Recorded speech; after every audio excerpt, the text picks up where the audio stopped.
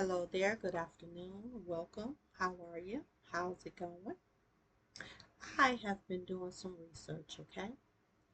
I've been looking into hair sovereignty. I've been looking into how women have been punished through the shaving of the head, the cutting of the hair, who punished them, why they were punished, and basically how their sovereignty was taken away from them.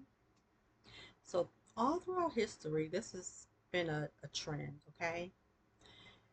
Women have not had their sovereignty, not only with hair, but in different aspects of life financially, bodily autonomy, all sorts of things has been happening to women, right?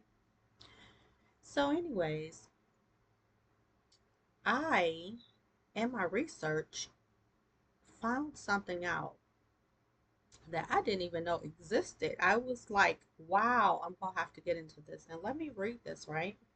So I'm gonna have to put my glasses on here. Let's see. I'll be reading from my phone. So I took a screenshot of it. Put my glasses on. Okay. According to the data from the National Family Health Services, hair pulling is statistically categorized alongside pushing, shaking, and slapping as one of the most common forms of physical IPV used by abusive spouses to enforce compliance. IPV stands for intimate partner violence. And let's see, it also reads that there's a training program that the US Senate set up for people like myself, salon owners, operators, for us to observe and um, to report to them if we suspect any coercion control, which does happen a lot. It's more common than you would think. Okay, I've witnessed it. I've been in situations where I didn't know who to listen to. Should I listen to you as my client, or should I listen to this man who came with you? And it wasn't always a husband. Sometimes it was a brother. Sometimes it was a husband's brother. Situations like that has really happened. So, anyways, this one reads that you blow it up a little bit. The training programs designed for salon professionals are created to turn the hair salon chair into a safe haven for victims of domestic abuse and coercive control. Because clients spend hours sitting with their stylist and naturally open up about their personal lives, beauty professionals are uniquely positioned to notice warning signs that others might miss. Major programs like Sheer Haven and the professionally beauty, or I'm sorry, the Professional Beauty Association Cut It Out curriculum train workers using a strict framework commonly referred to as the three R's. So the three R's stand for recognition. So that's just sitting back and spotting the subtle signs. Let's see, what else? Uh, Responding, that's the other R, and also referring. Later on, we'll get into more depth of what the R's would look like. But I think I was just was a little surprised that they had these programs. Now I have to get involved because, listen, like I said, I've been in these situations and I knew I could feel it in my intuition that these women were in dangerous situations. But I didn't know that I could report it. I did not know that. And then you kind of feel like, do I really want to involve myself? Like, because you don't really know how serious it is. You don't know if they're being physically harmed, but you can definitely tell that there is a level of control happening. I remember a time when I worked at kind of a higher end salon. That's when I was in the salon setting. I'm not anymore because I have my own studio, so I work alone. But at this time, I was in the salon setting, and in that particular salon, it was predominantly white women, right? So I was doing all hair types, but um, my client was a woman from the Middle East, and she had come in with who she called her brother, but it turned out that it was really her husband's brother. But anyway, she had very long, beautiful hair, and she would come every maybe twice a year. He was actually the one making her hair appointments, by the way.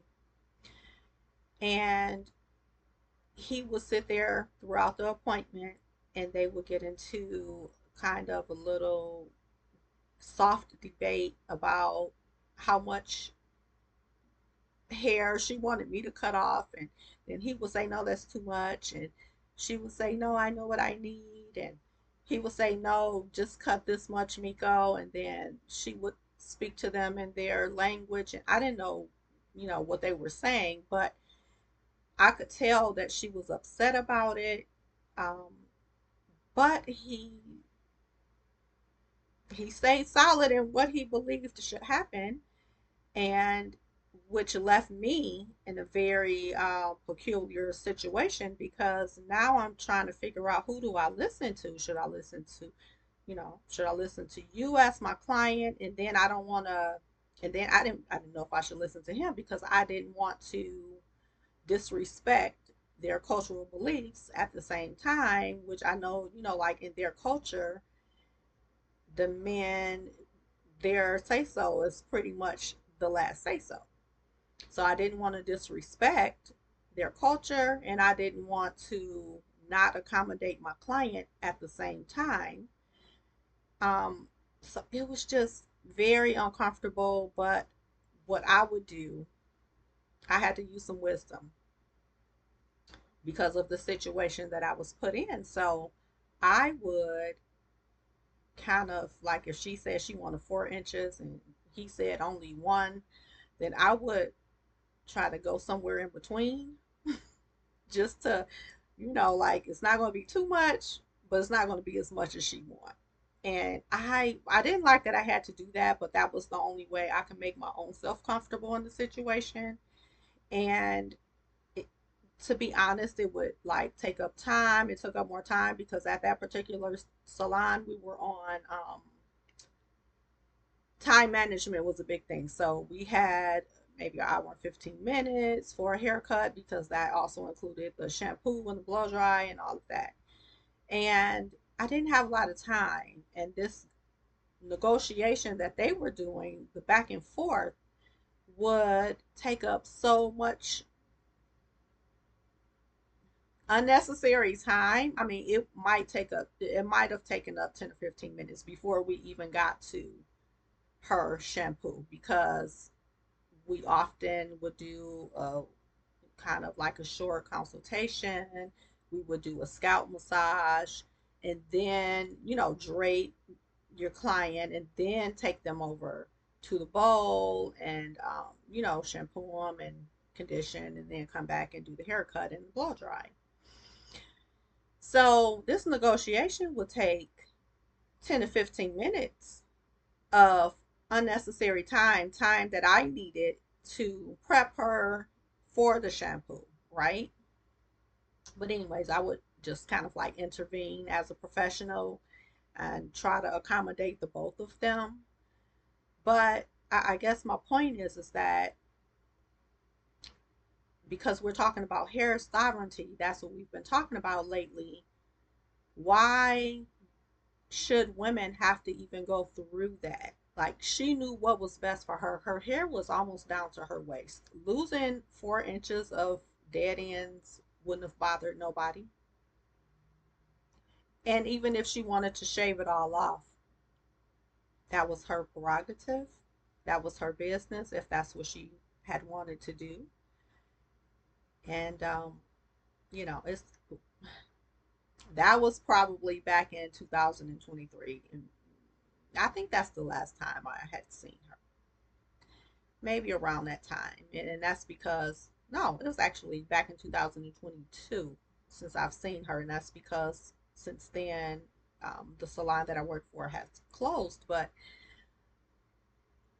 that's still considered a modern time. And the thing is, women's hair, even back then and even now, is still being policed and it's still being controlled by partners, by society, by the community, sometimes by parents, older parents still want to control older children's hair, or not children, but their adult children's hair or parents. But this thing is still happening, and I'm just like, people need to leave other people alone. Just let people have sovereignty. It's very important, especially for women, because we have been oppressed, and we haven't been able to just have full autonomy. And now we are in a time where women are really expressing themselves in a sovereign way. And that's not to be messy. That's not to, go around hurting other people or even being self destructive, but just like, leave me be. If this is how I want to wear my hair, let me wear my hair like this. But, anyways, you guys tell me what you think about this topic of hair sovereignty. Um, I don't know if it seems taboo to you guys, but as a professional, I do know that it's really common because I've seen it firsthand in different ways by different cultures and ethnicities and races. It's been happening, and it's usually a man that's doing the policing. Tell me what you think. And don't forget to like, share, subscribe, and please leave your comments.